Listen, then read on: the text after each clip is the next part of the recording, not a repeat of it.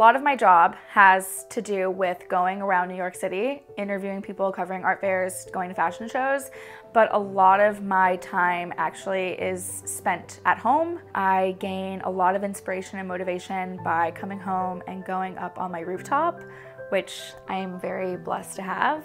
And you can see a variety of buildings such as the Empire State Building, the Chrysler Building, the Freedom Tower, and it just allows me a moment to myself where I can relax and focus, but also gain inspiration, and I just dim the brightness of my computer and just write.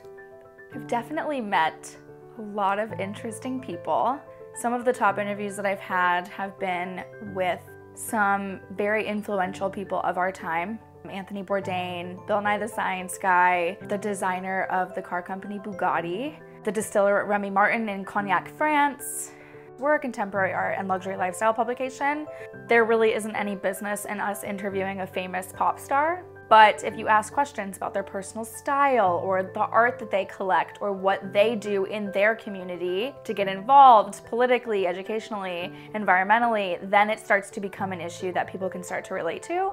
I attended Flagler for 3.5 years, graduated just a little early. My major was in communications. I studied journalism and public relations. I also studied theater and dabbled in pre-law courses and history. I have friends that went to Harvard and MIT and Yale and Princeton, and I have found that the liberal arts education that I got gave me such an advantage when talking to strangers.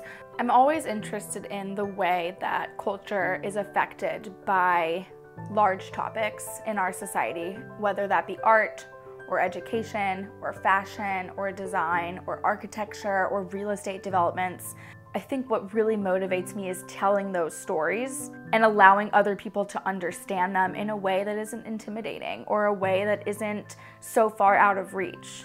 I really became a journalist so that I could get into these small portals of the world and other people's lives that I would never have been able to otherwise.